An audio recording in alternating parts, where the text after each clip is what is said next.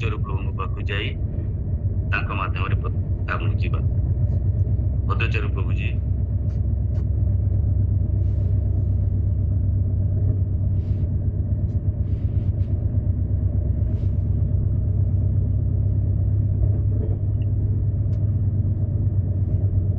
ପ୍ରଭୁ ଆପଣ ଶୁଣି ପାରୁଛନ୍ତି କି? ମଧୁଚର ପ୍ରଭୁଜୀ ଆପଣ ଶୁଣି ପାରୁଛନ୍ତି?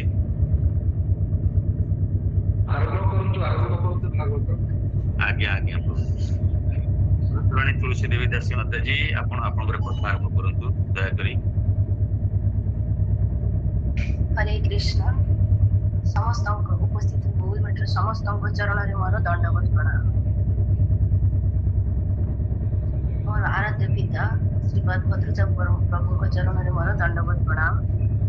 ନିତ୍ୟ ବନ୍ଦନୀୟ ମଧୁପାଣି ପ୍ରଭୁଙ୍କ ଚରଣରେ ମୋର ଦଣ୍ଡବତ ପ୍ରଣାମ। ଦେବାନନ୍ଦ ଶ୍ରୀପତି ପ୍ରଭୁଙ୍କ ଚରଣରେ ମୋର କୋଟି କୋଟି ଦଣ୍ଡବତ ପ୍ରଣାମ ଏବଂ ମୋର ସୁହୃଦ ଭକ୍ତ ପ୍ରାଣ ପ୍ରଭୁଙ୍କ ଚରଣରେ ମୋର ଦଣ୍ଡବତ ପ୍ରଣାମ ଏବଂ ଉପସ୍ଥିତ ଥିବା ସମସ୍ତ ବୈଷ୍ଣବ ବୈଷ୍ଣବୀଙ୍କ ଚରଣରେ ମୋର କୋଟି କୋଟି ଦଣ୍ଡବତ ପ୍ରଣାମ।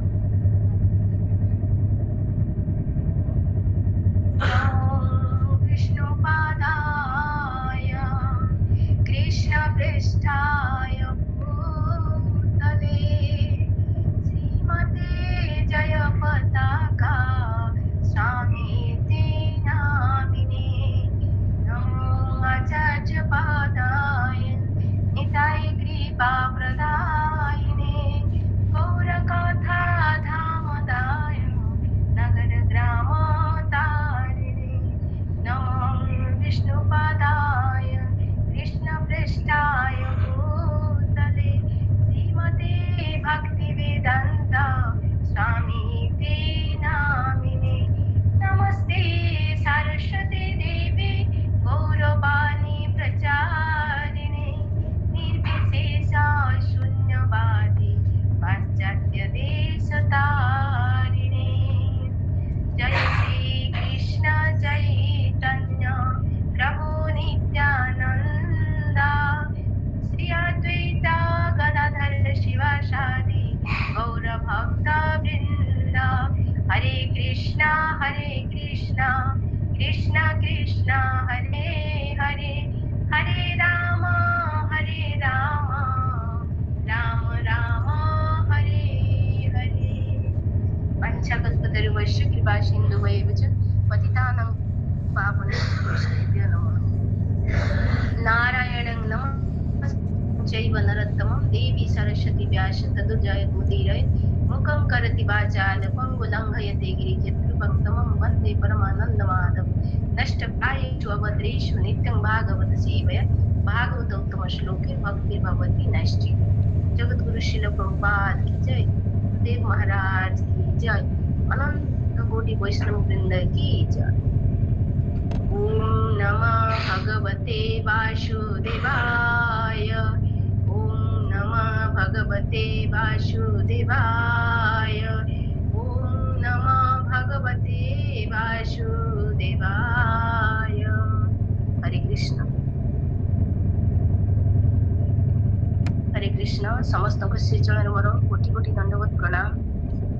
पूर्व श्लोक आमे वर्णित करथिलु जे पितामह भीष्म 23 नंबर श्लोक पितामह भीष्म एभଳି जो भाग्यवान व्यक्ति थिले जे तांकर मृत्यु पूर्व से भगवान को साक्षात दर्शन पाइबार सुजोग पाइचंती एवं एही सुजोग रे से भगवान पाखरे एक कामना पोषण करचंती ताहा होची से भगवान तांको सम्मुख रे उपस्थित रहंतु जेते पर्यंत से तांकर एही जड़क शरीर को त्याग न करचंती से पर्यंत से तांको सामने उपस्थित रहबा को कहचंती। या है पितामह भीष्मकर कामना। अब नेक्स्ट श्लोक को जीवा 24 नंबर श्लोक। सदेव देव भवान् प्रतीक्षतां कलेवरं जावदिदं हिनमहं प्रसन्नः सारुण लसन् मौखं भुज ध्यानपथश्चतुर्भुजा। से माने भगवान देव देव परमेश्वर भगवान परम पुरुष भगवान प्रतीक्षातां कृपा करी प्रतीक्षा करंतु কলেবরম শরীর যাবৎ যে পর্যন্ত ইদম এই জড় শরীর হীনমি ত্যাগ করিবি অহম ମୁଁ ପ୍ରସନ୍ନ ପ୍ରସନ୍ନ ହାସ ହସ ଅରୁଣ ଲୋଚନ ପ୍ରାତଃକାଳୀନ ସୂର୍ଯ୍ୟଙ୍କର ପ୍ରଭାତୁଲ୍ୟ ପ୍ରଭାଯୁକ୍ତ ଚକ୍ଷୁ ଉଲ୍ଲସ ସୁନ୍ଦର ଭାବରେ ମୁଖ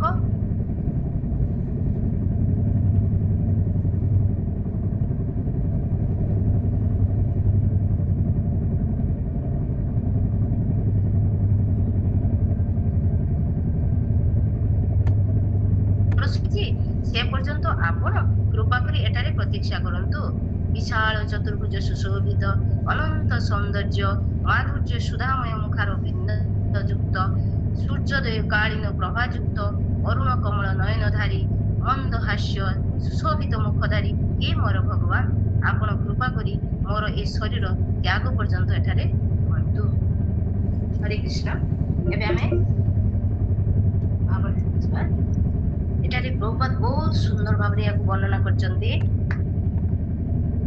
ଭଗବାନ ପରମ ପୁରୁଷ ଭଗବାନ ଶ୍ରୀକୃଷ୍ଣ ହଉଛନ୍ତି ଆଦି ନାରାୟଣ ମାନେ ମୂଳ ଭକ୍ତା, ସେ ହଉଛନ୍ତି ପରମ ପୁରୁଷ ଭଗବାନ। କିନ୍ତୁ ପିତାମହ ଭୀଷ୍ମ ତାଙ୍କର ଆରାଧ୍ୟ କିଏ ଥିଲେ? ତାଙ୍କର ଆରାଧ୍ୟ ଥିଲେ ଚତୁର୍ଭୁଜଧାରୀ ନାରାୟଣ। ଯଦିଓ ସେ ଜାଣିଥିଲେ ଏଇ ଚତୁର୍ଭୁଜ ନାରାୟଣ ହଉଛନ୍ତି ଶ୍ରୀକୃଷ୍ଣଙ୍କର ବିସ୍ତୃତାଂଶ, ତଥାପି ସେ ପରୋକ୍ଷ ଭାବରେ ଭଗବାନ ମାନେ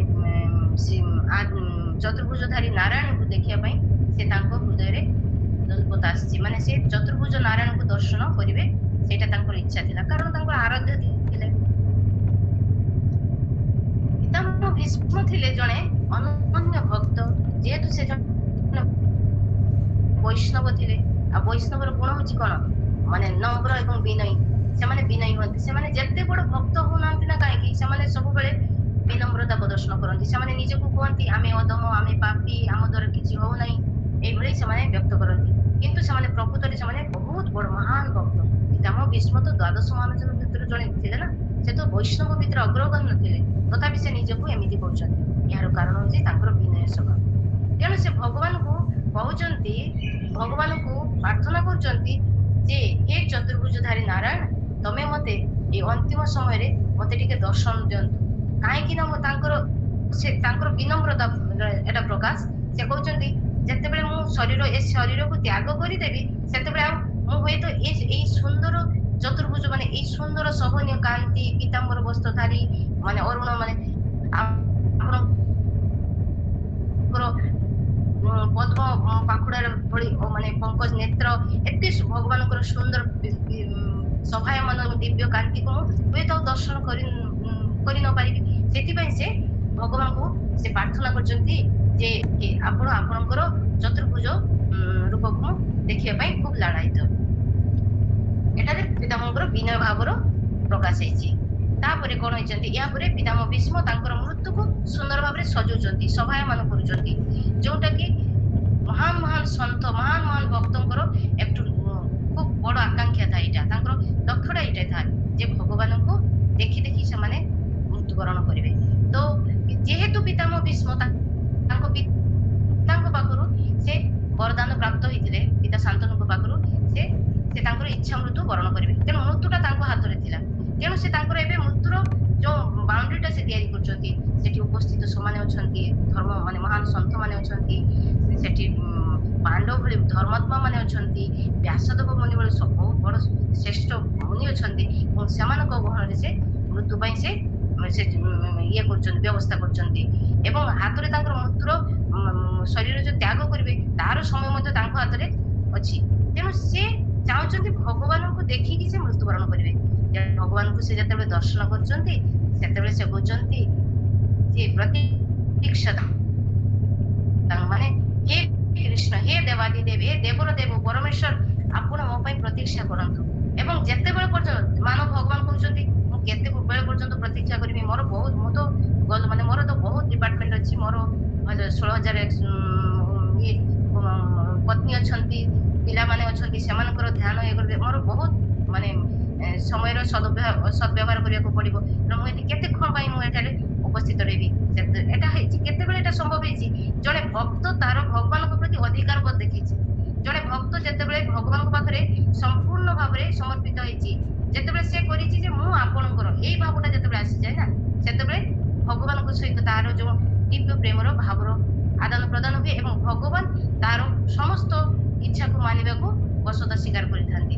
ତେଣୁ ପିତାମହ ଭୀଷ୍ମ କହୁଛନ୍ତି, ମୁଁ ଯେ ପର୍ଯ୍ୟନ୍ତ ମୁଁ ମୋର ଏଇ କଳବରକୁ ତ୍ୟାଗ ନ କରୁଛି, ଆପଣ ଏଠାରେ ମୋ ସାମ୍ନାରେ ଉପସ୍ଥିତ ହେଇ ରୁହନ୍ତୁ, ମତେ ଦର୍ଶନ ଦିଅନ୍ତୁ। ତ ଭଗବାନ କହୁଛନ୍ତି, ମୁଁ କେମିତି ଛିଡା ହେବି ପିତାମହ? ତ ସେତେବେଳେ ପିତାମହ ଭୀଷ୍ମ କହୁଛନ୍ତି, ହେ କୃଷ୍ଣ, ହେ ଅଖିଳ ବ୍ରହ୍ମାଣ୍ଡପତି, ହେ ଚତୁର୍ଭୁଜଧାରୀ ନାରାୟଣ, ଆପଣ ଆପଣଙ୍କର ସ୍ୱାଭାବିକ ରୂପରେ ଛିଡା ହୁଅନ୍ତୁ। ଆପଣଙ୍କର ସେଇ ନଟଖଟ ରୂପ ତ୍ରିଭଙ୍ଗୀ ସେ ଆପଣ ଆପଣଙ୍କର ସ୍ୱାଭାବିକ ରୂପ କଣ? ପ୍ରସନ୍ନ ହାସ ଅରୁଣ ଲୋଚନ ଦର୍ଶନ। ଆପଣ ସ୍ୱାଭାବିକ ରୂପରେ ଆପଣଙ୍କର ସ୍ମିତ ହାସିରେ ଆପଣ ମୋ ସାମ୍ନାରେ ଉପସ୍ଥିତ ହୁଅନ୍ତୁ। ଦେଖନ୍ତୁ ଭକ୍ତଙ୍କର କୋଉ ପ୍ରକାର ଭକ୍ତି ଭଗବାନଙ୍କ ପାଖରେ, ସେ ଭଗବାନଙ୍କୁ ନିର୍ଦ୍ଦେଶ ଦଉଛନ୍ତି, ଆପଣ ମୋ ସାମ୍ନାରେ ଏମିତି ଛିଡା ହୁଅନ୍ତୁ, ମୁଁ ଆପଣଙ୍କୁ ଦର୍ଶନ କରିବି। ଏଇଟା ତ ଭକ୍ତର ଗୋଟେ ଚରମ କାମନା ନା। ସେତେବେଳେ ଭକ୍ତ ଦେଖୁନି ଯେ ମୁଁ ମୃତ୍ୟୁ ପରେ କୋଉ ଜାଗାକୁ ଯିବି, ନରକକୁ ଯିବି କି ବ୍ରହ୍ମଲୋକକୁ ଯିବି କି ଦେବଲୋକକୁ, ସେ ସେଟା ଚିନ୍ତା କରୁନି। ଯଦିଓ ଭୀଷ୍ମଦେବ ସେ ଭଗବତ ପ୍ରାପ୍ତି ହେବେ, ତଥାପି ସେ ଭଗବାନ ପାଖରେ ଇଚ୍ଛା ପୋଷଣ କରୁଛନ୍ତି ଯେ ମୋର ମୃତ୍ୟୁ ପର୍ଯ୍ୟନ୍ତ, ମୁଁ ଯେତେ ପର୍ଯ୍ୟନ୍ତ ଏଇ କଳବର ତ୍ୟାଗ ନ କରୁଛି, ପ୍ରଭୁ ଆପଣ ଏମିତି ମୋ ସାମ୍ନାରେ ଉପସ୍ଥିତ ରୁହନ୍ତୁ, ମତେ ଦର୍ଶନ ଦିଅନ୍ତୁ, ମତେ ଏମିତି କୃପା କରନ୍ତୁ। ଏଇଟା ହଉଛି ଜଣେ ଶୁଦ୍ଧ ଭକ୍ତର ଚରମ ଅଭିଳାଷା। ଏବଂ ସେ ଭୀଷ୍ମଦେବ କେବଳ ଏତିକି ଇଚ୍ଛା କଲେ ଯେ ତାଙ୍କର ମନ ଭଗବତ ଚିନ୍ତନରେ ହିଁ ନିମଗ୍ନ ରହୁ ଏବଂ ସେ ଏହିପରି ଭାବରେ ଶରୀର ତ୍ୟାଗ କରିବେ। ଏହା ହିଁ ଥିଲା ଏକ ଶୁଦ୍ଧ ଭକ୍ତର ଏକ ବିଶୁଦ୍ଧ କାମନା। ଶ୍ଲୋକ ନମ୍ବର 25। ଶ୍ରୁତ ଉବାଚ ଯୁଧିଷ୍ଠିରस्तदा कर्ण्य शयानं शरपञ्जरे अपृच्छद् विविधान् धर्मान् ऋषीणां चानुशृण्यताम्। ଶ୍ରୁତ ଉବାଚ, ଶ୍ରୀ ଶ୍ରୁତ ଗୋସ୍ୱାମୀ କହିଲେ, ଯୁଧିଷ୍ଠିର ତାହା ଆକର୍ଣ୍ଣ୍ୟ ଶୁଣି, ଶୟାନଂ ଶୋଇଥିବା, ସରପଞ୍ଜରେ ସରସଜ୍ଜାରେ, ଅପୃଚ୍ଛତ୍ ପଚାରିଲେ, ବିବିଧାନ୍ ନାନା ପ୍ରକାର, ଧର୍ମାନ୍ ଧର୍ମ ବା କର୍ତ୍ତବ୍ୟ, ଋଷୀଣାଂ ଋଷିମାନଙ୍କର, ଚ ଏବଂ ଅନୁଶୂନ୍ୟତାମ୍ ଶୁଣିବା ପରେ। ଶ୍ରୀ ଶ୍ରୁତ ଗୋସ୍ୱାମୀ କହିଲେ, ସରସଜ୍ଜା ପରେ ଶୋଇଥିବା ଭୀଷ୍ମଦେବଙ୍କର ଉପଯୁକ୍ତ ହୃଦୟଗ୍ରାହୀ କଥା ଶୁଣିକରି ରାଜା ଯୁଧିଷ୍ଠିର ସମସ୍ତ ମୁନି ଋଷିଙ୍କର ସମ୍ମୁଖରେ ଧର୍ମର ଗୁହ୍ୟ ସିଦ୍ଧାନ୍ତ, କର୍ତ୍ତବ୍ୟ ଓ ସଦାଚାର ଆଦି ବିଷୟରେ ପ୍ରଶ୍ନ କଲେ। ଏଠି ଶ୍ରୁତ ଗୋସ୍ୱାମୀ ସନକାଦି ମୁନି ଋଷିଙ୍କୁ କହୁଛନ୍ତି ଯେ ଜଣେ ଆଦର୍ଶ ଭକ୍ତର କେମିତି ଗୁଣ ମହିମା କରନ୍ତି ଭଗବାନ, ସେଇଟାକୁ ବର୍ଣ୍ଣନା କରୁଛନ୍ତି। ତ ଯେତେବେଳେ ଭୀଷ୍ମଦେବଙ୍କର ଯୋଉ ମର୍ମସ୍ପର୍ଶୀ ବାକ୍ୟ ଶୁଣିଲେ ମହାରାଜ ଯୁଧିଷ୍ଠିର, ଯେ ସେ ଭଗବାନ ଆପଣ ମୋ ଆଗରେ ଦଣ୍ଡାୟମାନ ହୁଅନ୍ତୁ ଏବଂ ମୁଁ ଯେପର୍ଯ୍ୟନ୍ତ ଶରୀର ତ୍ୟାଗ ନ କରୁଛି ଆପଣ ମୋ ଆଗରେ ଉପସ୍ଥିତ ରୁହନ୍ତୁ। ଏଇ ବାକ୍ୟଟା ଶୁଣିକି ମହାରାଜ ଯୁଧିଷ୍ଠିରଙ୍କର କଣ ହେଇଛି, ତାଙ୍କୁ ସେ ଏକଦମ ସିଓର ହେଇଗଲେ ଯେ ପିତାମହ ଭୀଷ୍ମ ଏବେ ଶରୀର ତ୍ୟାଗ କରିବେ। ସେ ଏକଦମ ନିଶ୍ଚିନ୍ତ ହେଇଗଲେ। ତେଣୁ ଧର୍ମରାଜ ଯୁଧିଷ୍ଠିର କଣ କଲେ, ଭଗବାନଙ୍କର ଅନୁପ୍ରେରଣାରେ, ଭଗବାନଙ୍କର ଇଚ୍ଛା ଅନୁସାରେ ଭଗବାନ ତାକୁ କହିଲେ ଯେ ତମେ ଏଇ ଉପସ୍ଥିତ ସମସ୍ତ ମହାନ ମୁନି ସନ୍ତଙ୍କ ଆଗରେ ପିତାମହ ଭୀଷ୍ମଙ୍କୁ ଧର୍ମ ତତ୍ତ୍ୱ ସମ୍ବଳିତ ସମସ୍ତ କଥା ପ୍ରଶ୍ନକୁ ଜିଜ୍ଞାସା କର। ଏଇଟା ଥିଲା ଭଗବାନଙ୍କର ଇଚ୍ଛା। ତ ଭଗବାନ ଶ୍ରୀକୃଷ୍ଣ ବହୁ ମହର୍ଷି ମାନଙ୍କ ଉପସ୍ଥିତିରେ ଯୁଧିଷ୍ଠିର ମହାରାଜଙ୍କୁ ଭୀଷ୍ମଦେବଙ୍କ ପାଖରୁ ପ୍ରଶ୍ନ କରିବା ମାଧ୍ୟମରେ ବୁଝିବାକୁ ଚାହିଁଥିଲେ ଯେ ଭୀଷ୍ମଦେବଙ୍କ ଭଳି ମହାନ ଭଗବତ ଭକ୍ତ ଆପାତତ ଦୃଷ୍ଟିରେ ଜଣେ ବୈଷୟିକ ମଣିଷ ଭଳି ଜୀବନ ଯାପନ କରିଲେ ମଧ୍ୟ ମହର୍ଷି ମାନଙ୍କ ମଧ୍ୟରୁ ଅର୍ଥାତ୍ ବ୍ୟାସଦେବ ଆଦି ମୁନିଙ୍କ ଠାରୁ ଶ୍ରେଷ୍ଠ। ତେଣୁ ଆଉ ଗୋଟେ କାରଣ ହଉଛି, ଯେହେତୁ ଭଗବାନ ଏହା ତ ସବୁ ଭଗବାନଙ୍କ ବ୍ୟବସ୍ଥାରେ ଚାଲିଛି ଏବଂ ଭୀଷ୍ମ ପିତାମହ ସରସଜ୍ଜାରେ ସାହିତ୍ୟ ଅଛନ୍ତି। ତାଙ୍କ ଶରୀର 58 ଦିନର ଯୋଉ କଷ୍ଟ, ଯୋଉ ଯୁଦ୍ଧର ଯୋଉ କଷ୍ଟ ପରିଶ୍ରମ ଏବଂ ତାଙ୍କ ଶରୀରରେ ଏମିତି ଅବସ୍ଥା ହେଇଥିଲା, ଗୋଟେ ଛୁଞ୍ଚି ପୁଡ଼ିବା ପାଇଁ ଜାଗା ମଧ୍ୟ ନଥିଲା। ତାଙ୍କ ଶରୀରର ପ୍ରଚୁର ବେଦନା ଥିଲା, ବହୁତ କଷ୍ଟ ଥିଲା। ସେଇଭଳି ଅବସ୍ଥାରେ ଜଣେ ବ୍ୟକ୍ତି ଜ୍ଞାନ ବା ଉପଦେଶ ପ୍ରଦାନ କରିବା ବା ତାଙ୍କୁ ଜିଜ୍ଞାସା କରିବା ଏଟା ସମୀଚୀନ ନୁହେଁ। କିନ୍ତୁ ଶ୍ରୀକୃଷ୍ଣ ଏଠାରେ କହୁଛନ୍ତି, ଦୃଢତାର ସହିତ କହୁଛନ୍ତି, ମୋର ଭକ୍ତ ମୋ ପ୍ରେମୀ ଯେତେବେଳେ ମତେ ମୋର ଗୁଣ ଗାନ ରୂପ ଲୀଳାକୁ ବର୍ଣ୍ଣନା କରେ, ସେତେବେଳେ ମୁଁ ତାର ସମସ୍ତ ଦୁଃଖକୁ ସମସ୍ତ କଷ୍ଟକୁ ମୁଁ ହରଣ କରିନିଏ। ତେଣୁ ପିତାମହ ଭୀଷ୍ମଙ୍କୁ ସେ ଦୃଷ୍ଟିପାତ କରିଛନ୍ତି ଏବଂ ତାଙ୍କ ଦୃଷ୍ଟିପାତରେ ତାଙ୍କ ଶରୀରର ସମସ୍ତ ଦୁଃଖ କଷ୍ଟ ଯନ୍ତ୍ରଣା ସବୁ ଦୂର ହେଇଛି ଏବଂ ପିତାମହଙ୍କୁ ମନେ ହେଇଛି ଯେମିତି ସେ ସରସଜ୍ଜାରେ ପଦ୍ମ ଫୁଲର ପାଖୁଡାରେ ସେ ଶୋଇଛନ୍ତି ଏବଂ ତାଙ୍କ ଶରୀରରେ ମାନେ ଖୁବ ଆନନ୍ଦ ଉଲ୍ଲାସ ଯୋଉ ହେଇଛି, ତାଙ୍କ ଶରୀରରେ କଷ୍ଟର ଅନୁଭବ ହଉନାହିଁ ଏବଂ ସେ ପିତାମହ ମହାରାଜ ଯୁଧିଷ୍ଠିରଙ୍କୁ ଏଇ ଯେ ସମସ୍ତ ସାଧୁ ସମାଜଙ୍କ ସମ୍ମୁଖରେ ସେ ଉପଦେଶ ପ୍ରଦାନ କରିବା ପାଇଁ ଆରମ୍ଭ କରୁଛନ୍ତି। ତ ଏଠି କଣ ହେଇଛି, ଏଭଳି ବ୍ୟବସ୍ଥା କଣ ପାଇଁ ଏଟା ହେଇଛି ଯେ ଭଗବାନ ଶ୍ରୀକୃଷ୍ଣ ଏଇ ଅଖିଳ ବ୍ରହ୍ମାଣ୍ଡପତି ନାୟକ ଏଇ ଚାହୁଁଛନ୍ତି ତାଙ୍କର ଭକ୍ତର ମାନେ ଭକ୍ତର ମହାନତାକୁ ଗୌରବାନ୍ୱିତ କରିବେ, ଏ ବ୍ରହ୍ମାଣ୍ଡରେ ତାଙ୍କୁ ଗୌରବାନ୍ୱିତ କରିବେ। ଯେମିତି ଜଣେ ପିତା ପିତାଙ୍କ ଠାରୁ ତାର ପୁତ୍ର ଯେତେବେଳେ ବେଶୀ ଖ୍ୟାତି ଅର୍ଜନ କରିଦିଏ ନା, ସେତେବେଳେ ପିତା କଷ୍ଟ ପାଆନ୍ତିନି। ପିତା ନା ମନକୁ ମନ ହୃଦୟରେ ସେ ବହୁତ ଆନନ୍ଦ ବହୁତ ପ୍ରସନ୍ନ ହୁଅନ୍ତି। ସେଥିପାଇଁ ଭଗବାନ ଏଠି ନ୍ୟାୟର ସହିତ କହିଛନ୍ତି, ଖୁବ ଦୃଢତାର ସହିତ କହିଛନ୍ତି ଯେ ତାଙ୍କ ଭକ୍ତଙ୍କର ପୂଜା ତାଙ୍କ ଠାରୁ ଅଧିକ ଗୁରୁତ୍ୱପୂର୍ଣ୍ଣ। ମୋ ଭକ୍ତର ଯେ ପୂଜା କରେ, ମୋ ଭକ୍ତର ଯେ ଗୁଣଗାନ କରେ, ସେ ମୋ ପୂଜା ଅପେକ୍ଷା ତାର ପୂଜା ମୋ ପାଖରେ ଅଧିକ ଗୁରୁତ୍ୱପୂର୍ଣ୍ଣ।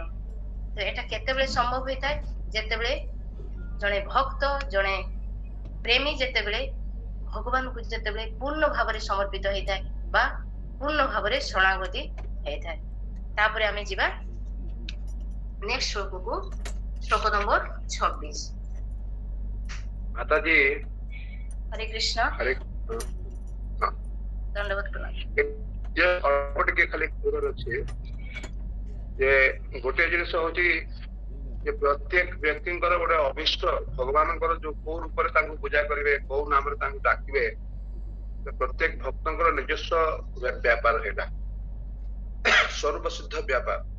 ଯେମିତି ମୁରାରୀଗୁପ୍ତ ସେ ରାମଙ୍କର ଭକ୍ତ ଥିଲେ, କିନ୍ତୁ ମହାପ୍ରଭୁ କହିଲେ କୃଷ୍ଣ ନାମ କରୁ ନା କାହିଁକି?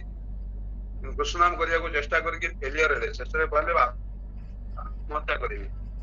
ତାରେ ମହାପ୍ରଭୁ କହିଲେ ନା ନା ନା ନା ତମେ ସେମିତି କର ନାହିଁ, ତମକୁ ମୁଁ ପରୀକ୍ଷା କରୁଥିଲି, ତୁମେ ହଉଛ ପ୍ରକୃତ ପକ୍ଷରେ ରାମଚମ ହନୁମାନ ସେଟା ତୁମର ସ୍ୱରୂପ ସିଦ୍ଧି, ସେଇଟା କେବଳ ପରୀକ୍ଷା କରିବା ପାଇଁ କହୁଥିଲେ। ତମେ ରାମଙ୍କର ନାମ ନିଅ, କାରଣ ରାମ ଏବଂ କୃଷ୍ଣଙ୍କ ଭିତରେ କୌଣସି ତଫାତ ନାହିଁ।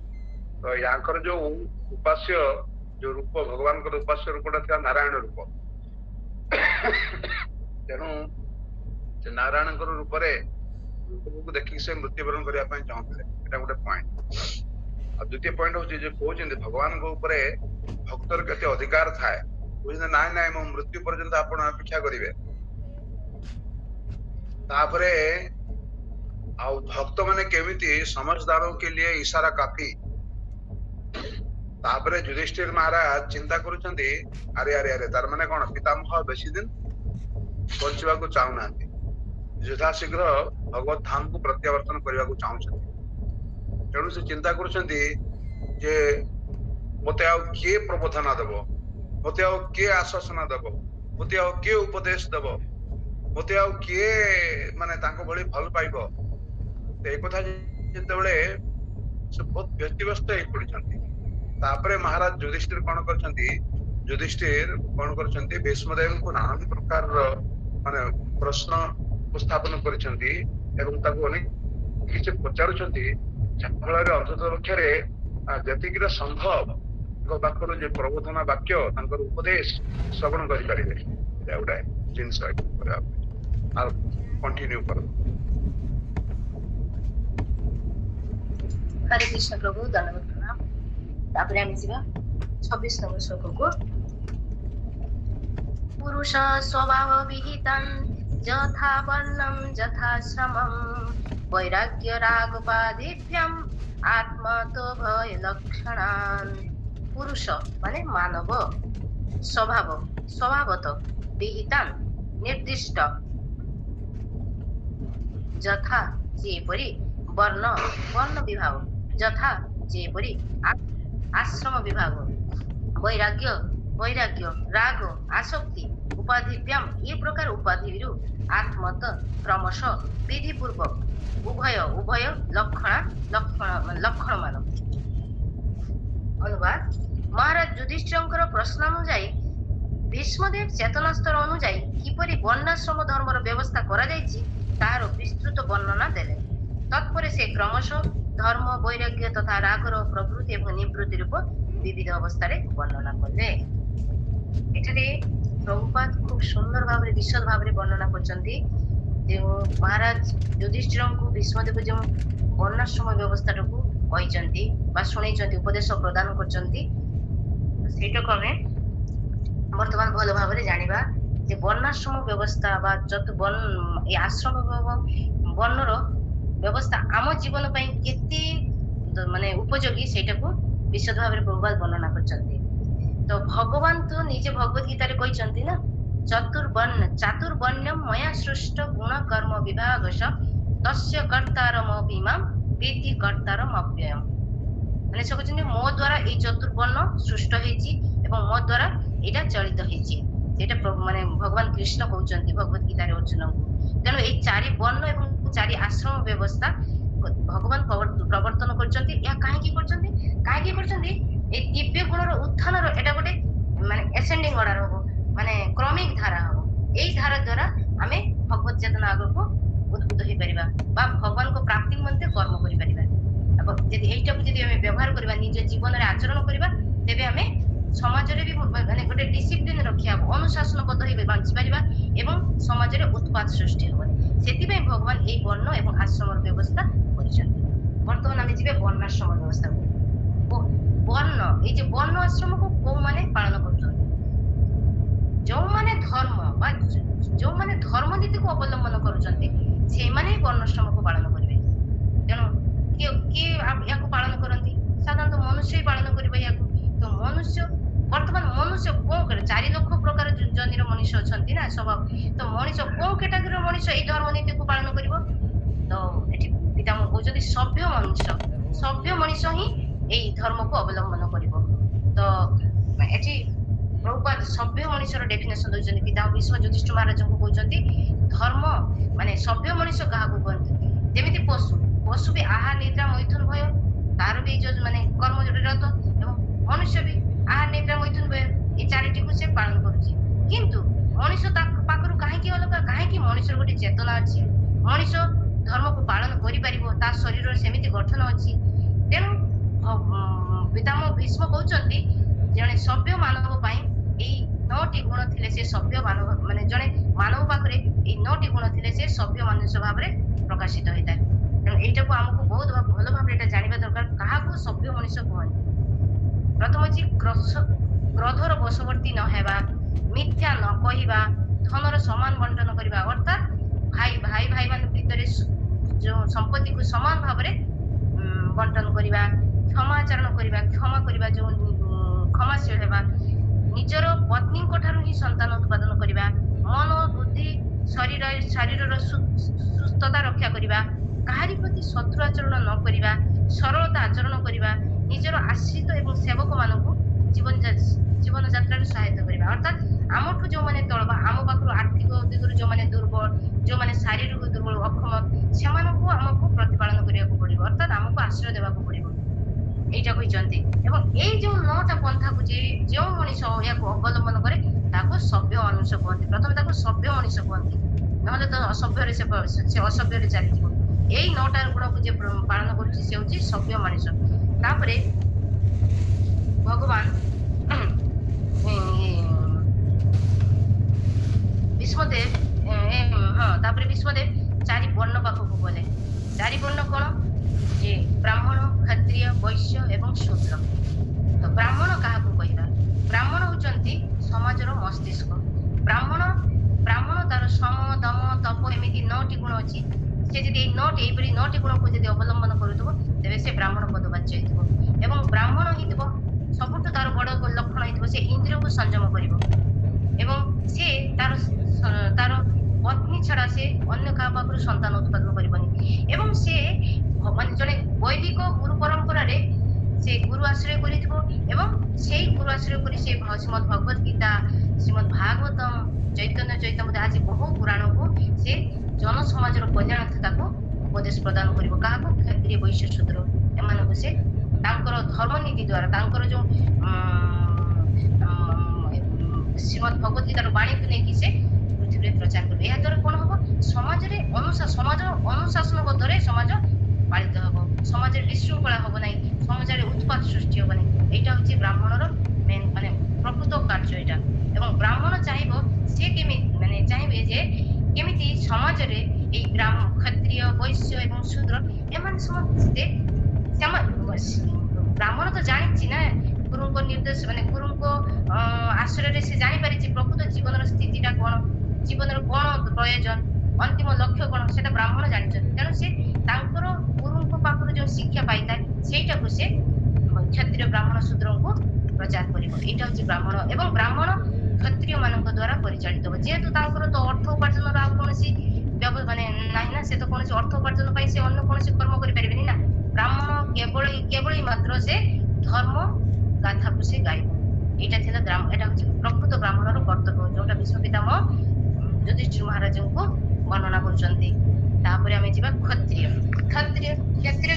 କ୍ଷତ୍ରିୟ ହଉଛନ୍ତି ଶାସକ ଦଳ। କ୍ଷତ୍ରିୟ ହଉଛନ୍ତି ଯେ ଏଇ ପ୍ରଜା ମାନଙ୍କୁ ଯେ ପାଳନ କରିବ ସେ ହଉଛନ୍ତି କ୍ଷତ୍ରିୟ। କ୍ଷତ୍ରିୟ ହଉଛନ୍ତି ଯେ ସେ ଦାନ କରିବେ, ସେ ଦାନ ନେବେ ନାହିଁ। ଏଇଟା ହଉଛି କ୍ଷତ୍ରିୟର ସବୁଠୁ ବଡ କର୍ମ। ସେ ଦାନ କରିବେ, ଦାନ ଗ୍ରହଣ କରିବେନି। ତେଣୁ ଆଜିକାର ଯୋଉ ପ୍ରପଞ୍ଚନ ଏଇ ଯୋଉ ଭୌତିକ ଦୁନିଆରେ ଯୋଉ ରାଜନୀତିରେ ଯୋଉ ନେତା ମାନେ କରୁଛନ୍ତି, ଦାନ ନେବା ପାଇଁ ଭୋଟରେ ଅନୈତିକ ଭାବରେ କର୍ମ କରିକି ବହୁତ ମାନେ ସମାଜର ମାନେ ସମସ୍ତଙ୍କର ଅର୍ଥକୁ ସେମାନେ ଆତ୍ମସାତ କରୁଛନ୍ତି। ଏଟା କରିବା ଜଣେ ରାଜା ବା ଶାସକର ଲକ୍ଷଣ ନୁହେଁ, ଏଟା କ୍ଷତ୍ରିୟର ଲକ୍ଷଣ ନୁହେଁ। ତେଣୁ କ୍ଷତ୍ରିୟର କର୍ମ ହଉଛି ସେ ତାର ବୁଦ୍ଧି ଦ୍ଵାରା, ତାର ତାଲିମ ଦ୍ଵାରା ସେ ବୈଶ୍ୟ ଏବଂ ଶୂଦ୍ରକୁ ପରିଚାଳିତ କରିବ ଏବଂ ବ୍ରାହ୍ମଣକୁ ମଧ୍ୟ ସେ ପ୍ରତିପାଳନ କରିବ। ଏବଂ କ୍ଷତ୍ରିୟ ସେ ଯୋଉ କର ଏଇ ବୈଶ୍ୟ ବା ଶୂଦ୍ର ପାଖରୁ ଯୋଉ କର ନେବ ସେଟା କୌଣସି ବାଧ୍ୟବାଧକତା ନୁହେଁ, ମାନେ ଯେମିତି ସେମାନେ କଷ୍ଟ ନ ପାଆନ୍ତୁ ସେଇ ହିସାବରେ ସେ ନେବେ। ତାଙ୍କର 1/4 କର ନେଉଥିଲେ ଏବଂ ତାଙ୍କର ସୈନ୍ୟବାହିନୀ ତାଙ୍କର ପ୍ରଜା ମାନଙ୍କର ଉନ୍ନତି ନିମିତ୍ତ ସେ ଟଙ୍କାକୁ ସେ ଅର୍ଥକୁ ବ୍ୟୟ କରୁଥିଲେ। ଏଇଟା ହଉଛି କ୍ଷତ୍ରିୟର କର୍ମ। ଆଉ କ୍ଷତ୍ରିୟର କର୍ମ କଣ? କ୍ଷତ୍ରିୟର କର୍ମ ହଉଛି ସେ ତାଙ୍କର ସଭାଗଣରେ ଯେଉଁ ବ୍ୟକ୍ତି ମାନଙ୍କୁ ନିୟୋଜିତ କରିକି ତାଙ୍କର ସେନାପତି ମାନେ ବିଭିନ୍ନ ଯେ ପଦବୀରେ ସେ ନିଯୁକ୍ତ କରିକି ରଖିବେ, ସେମାନଙ୍କୁ ସେ ନିଜେ ପରୀକ୍ଷଣ କରିକି ରଖିବେ। ଯେହେତୁ ଜଣେ ରାଜା ସେ ନା, ସେଥିପାଇଁ ତା ଭିତରେ ଆଧ୍ୟାତ୍ମିକ ଗୁଣ ଆଉ ଭୌତିକ ମାନେ କେତେ ମାନେ ତାକୁ ପୁରା ସମ୍ପୂର୍ଣ୍ଣ ଭାବେ ନିରୀକ୍ଷଣ କରି ସେ ତାଙ୍କ ପଦରେ ନିଯୁକ୍ତ ଦେବେ, ଯାହା ଦ୍ୱାରା ସେ ପ୍ରଜାମାନଙ୍କୁ ସୁଭାବରେ ପରିଚାଳିତ କରିବେ। କାହିଁକି ରାଜା ତ ସବୁ ଜିନିଷକୁ ଦେଖିପାରିବେନି ନା, ସେ ତାଙ୍କର ନେତା ବର୍ଗ ମାନଙ୍କୁ ରଖିଥାନ୍ତି, ତାଙ୍କଠୁ ତାଙ୍କ କଥା ଶୁଣି ସେ ସେଇ ଭାବରେ ପରିଚାଳନା କରିବେ। ତାପରେ କ୍ଷତ୍ରିୟର ଆଉ ଗୋଟେ କର୍ମ କଣ? କ୍ଷତ୍ରିୟ ବୈଶ୍ୟ ଏବଂ ଶୂଦ୍ର ଏମାନଙ୍କୁ ପାଳନ କରିବେ। ଏଇଟା ଥିଲା ରାଜାଙ୍କର କ୍ଷତ୍ରିୟ ମାନଙ୍କର କର୍ମ। ତାପରେ ଯିବା ବୈଶ୍ୟ ମାନଙ୍କ ପାଖକୁ। ବୈଶ୍ୟ ହଉଛନ୍ତି ଯେ ସମାଜର 3rd ନମ୍ବରରେ ଆସୁଛନ୍ତି ବୈଶ୍ୟ। ବୈଶ୍ୟ ହଉଛନ୍ତି ଗୋ ରକ୍ଷା କରିବେ ଏବଂ ଗୋ ରକ୍ଷା କରି ସେଥିରୁ ମାନେ କେମିତି ଦୁଧ ଘିଅ ଲହୁଣୀ ସବୁ ପ୍ରଚୁର ଉତ୍ପାଦନ କରିବେ ଏବଂ ପ୍ରଜା ମାନଙ୍କୁ ସେଇ ସବୁ ମାନେ ବିକ୍ରି କରି ସେଇ ସବୁ ଉତ୍ପାଦନ କରି କ୍ଷତ୍ରିୟ ଏବଂ ବ୍ରାହ୍ମଣ ମାନଙ୍କୁ ପ୍ରତିପାଳନ କରିବେ ଏବଂ ଶୂଦ୍ରକୁ ମଧ୍ୟ ପ୍ରତିପାଳନ କରିବେ। ତେଣୁ ଆଉ କ୍ଷତ୍ରିୟର ଚରମ ଉଦ୍ଦେଶ୍ୟ ହଉଛି ବୈଶ୍ୟର ସିଏ ଦାନ ଦେବା ପାଇଁ ତାଲିମ ପ୍ରାପ୍ତ ହେବେ। ସେ ଦାନ ଦେବେ ପାଇଁ ମାନେ ସେ ବି ଦାନ ଦେବେ। କ୍ଷତ୍ରିୟ ଯେମିତି ଦାନ କରିବେ, ବୈଶ୍ୟ ବି ସେମିତି ତାଲିମ ପ୍ରାପ୍ତ ହେବେ କ୍ଷତ୍ରିୟଙ୍କ ପାଖରୁ। ଏବଂ କ୍ଷତ୍ରିୟର ସବୁଠୁ ବଡ ଗୁଣ ହଉଛି ଯେ ପ୍ରକୃତିର ସମସ୍ତଙ୍କୁ ସେ ପାଳନ କରିବେ। ମାନେ କଣ କେମିତି ତାଙ୍କର ସୁରକ୍ଷା ପ୍ରଦାନ କରିବେ? ସେ ପଶୁବଧ କରିବେ ନାହିଁ। ଯୋଉମାନେ ପଶୁବଧ କରିବେ ସେମାନଙ୍କୁ ସେ ମାନେ ନଜର ଦେବେ। ପଶୁବଧ ହଉଛି ଅତ୍ୟନ୍ତ ଅସଭ୍ୟ ସମାଜର ଲକ୍ଷଣ। ପଶୁବଧ କରି ହତ୍ୟା କରି ତାର ମାଂସ ଖାଇବା ଏଟା ଆମ ସମାଜ ପାଇଁ ଏଟା ଗୃହୀତ ନୁହେଁ। କାହିଁକି ଭଗବାନ ନିଜେ କହିଛନ୍ତି ନା ଯେ ପତ୍ରಂ ପୁଷ୍ପಂ ଫଲಂ ତୋୟଂ ଯୋ ମେ ଭକ୍ତ୍ୟା ପ୍ରୟଚ୍ଛତି ତହଂ ଭକ୍ତୁବହୃତସ୍ନାମି ପ୍ରୟାତମାନ। ମାନେ ମତେ ଯେ ଭକ୍ତ ପତ୍ର ପୁଷ୍ପ ଫଳ ପାଣି ଯେ ଭକ୍ତିରେ ମତେ ଅର୍ପଣ କରେ, ମୁଁ ତାକୁ ଗ୍ରହଣ କରେ। ତେଣୁ ଆମେ ଯୋଉ ପ୍ରସାଦ ପାଉଛୁ ସେଟା ଭଗବାନଙ୍କୁ ନିବେଦନ କରି ପାଉଛୁ। ତେଣୁ ଆମେ କେମିତି ଏଇ ସବୁ ମାନେ କୁକର୍ମ କରି ଏମିତି ପଶୁ ହତ୍ୟା କରି ସେଇ ଖାଦ୍ୟକୁ ଭଗବାନଙ୍କୁ ଲଗେଇ ପାରିବୁ ନା। ସେଥିପାଇଁ ବୈଶ୍ୟ ମାନଙ୍କର କର୍ମ ହଉଛି ପଶୁବଧକୁ, ଏଇ ପୃଥିବୀର ପଶୁ ଜାତିକୁ ପଶୁ ପକ୍ଷୀ ମାନଙ୍କର ହିତ ପାଇଁ କର୍ମ କରିବା। ସେମାନେ ଏକଦମ ମାନେ ତଟସ୍ଥ ହେଇକି ରହିବେ କେମିତି ପଶୁ ହତ୍ୟା ନ ହଉ। ସେଥିପାଇଁ ତ ଆମ ଆମ ରାଷ୍ଟ୍ରପତି ବି ଆମ ପ୍ରଧାନ ମୁଖ୍ୟମନ୍ତ୍ରୀ ସେ ବି ଚେଷ୍ଟା କରୁଛନ୍ତି ଗୋ ହତ୍ୟାକୁ ଏକଦମ କଠୋର ନିୟମ କରିଦିଆଯାଇଛି। ଗୋ ହତ୍ୟା କେହି କରିପାରିବେନି। ଆଉ ପୃଥିବୀ ମାତା ଏ ବସୁନ୍ଧରା ତାଙ୍କୁ ସେ ସବୁ କଷ୍ଟ ସହି ନେବେ। ଆମେ ଛେପ ପକଉଛୁ, ମଳତ୍ୟାଗ କରୁଛୁ, ଆବର୍ଜନା ପକଉଛୁ, ହିଂସା କରୁଛୁ, ସବୁ ଯାବତୀୟ ମାନେ ମାନେ ଖରାପ କାର୍ଯ୍ୟ ଗୁଡା କରୁଛୁ, କିନ୍ତୁ ଯେତେବେଳେ ଗୋ ହତ୍ୟା ହଉଛି ନା ପୃଥ୍ୱୀ ମାତା ସେତେବେଳେ ସହି ପାରନ୍ତିନି। ସେ ବହୁତ ବିଚଳିତ ହେଇ ପଡନ୍ତି, ସେ ବହୁତ କଷ୍ଟ ପାଆନ୍ତି। ତେଣୁ ଏଠାରେ ବୈଶ୍ୟ ମାନଙ୍କର କର୍ତ୍ତବ୍ୟ ହଉଛି ପଶୁ ଗୋ ରକ୍ଷାକୁ ବା ପଶୁ ରକ୍ଷା ଦେବେ। ପଶୁ ହତ୍ୟା ଯେମିତି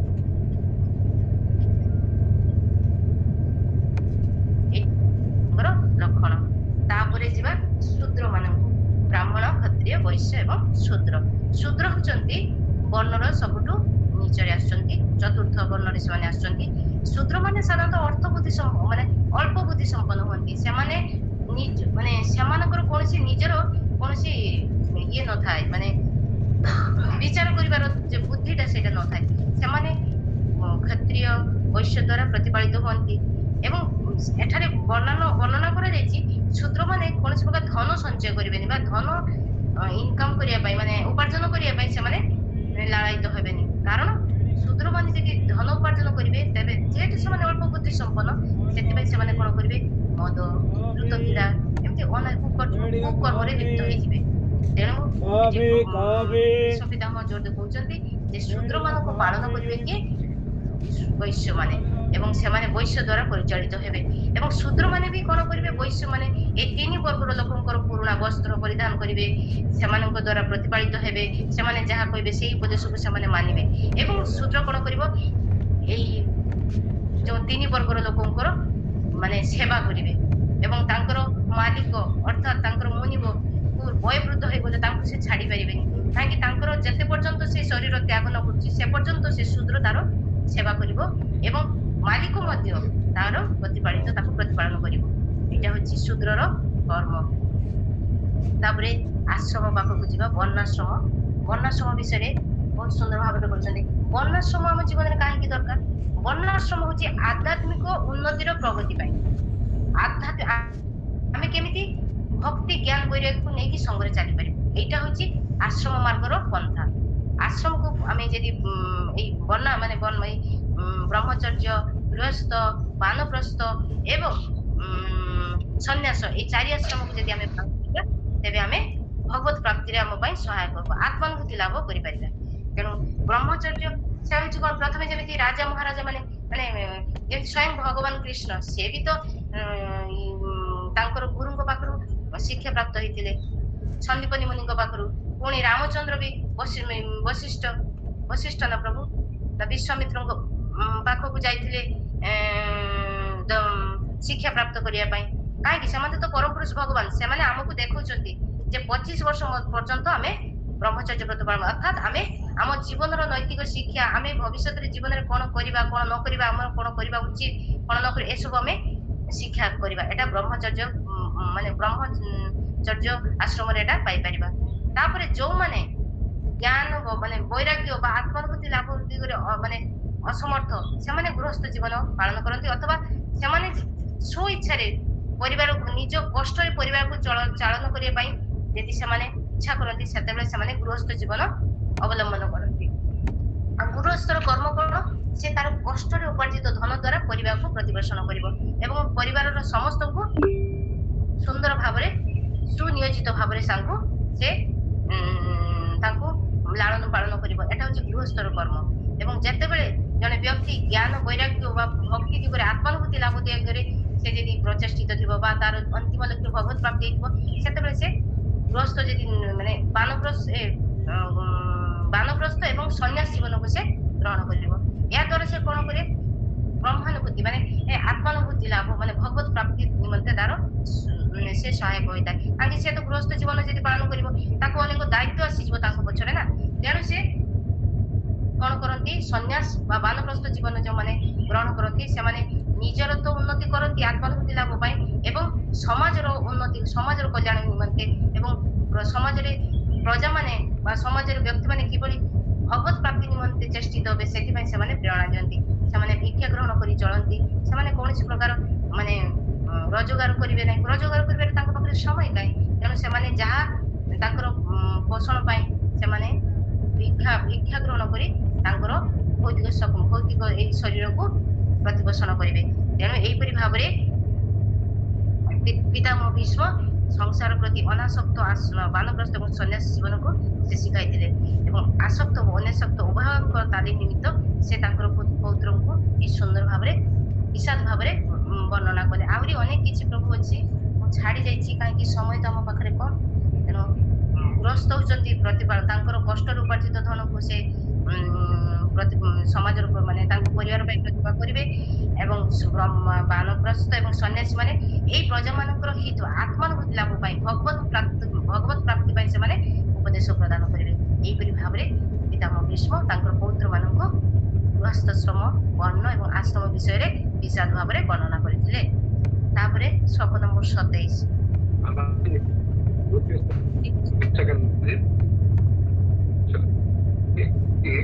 ଏ ଯୋଉ 26 ନମ୍ବର ଶ୍ଲୋକରେ ଏଠି ବର୍ଣ୍ଣନା କରାଯାଇଛି ଯେ ପୁରୁଷ ସ୍ୱଭାବ ବିହିତା।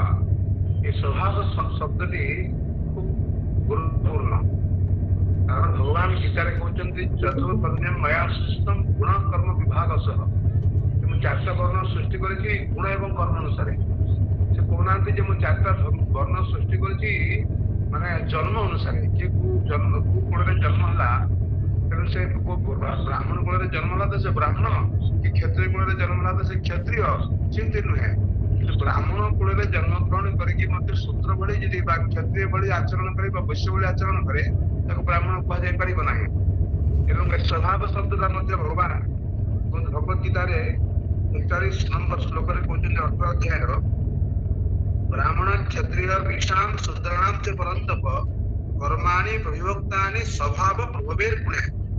ଏ ପରନ୍ତପ ବ୍ରାହ୍ମଣ କ୍ଷତ୍ରିୟ ଓ ବୈଶ୍ୟ ମାନଙ୍କର ତଥା ଶୂଦ୍ର ମାନଙ୍କର କର୍ମ ଗୁଡିକ ସ୍ୱଭାବରୁ ଉତ୍ପନ୍ନ ଗୁଣ ମାନଙ୍କ ଦ୍ୱାରା ବିଭକ୍ତ କରାଯାଇଛି। ସ୍ୱଭାବ ପୁଣି ତା ପରବର୍ତ୍ତୀ ଶ୍ଲୋକରେ କହୁଛନ୍ତି ଯେ ସମୋଦମ ଶୌଚମ କ୍ଷାନ୍ତିରାତ୍ମେବ ଚ ଜ୍ଞାନ ବିଜ୍ଞାନ ମାସ୍ତିକ୍ୟମ୍ ବ୍ରହ୍ମ କର୍ମ ସ୍ୱଭାବଜମ୍। ପୁଣି ସ୍ୱଭାବ ଶବ୍ଦକୁ ବ୍ୟବହାର କରୁଛନ୍ତି।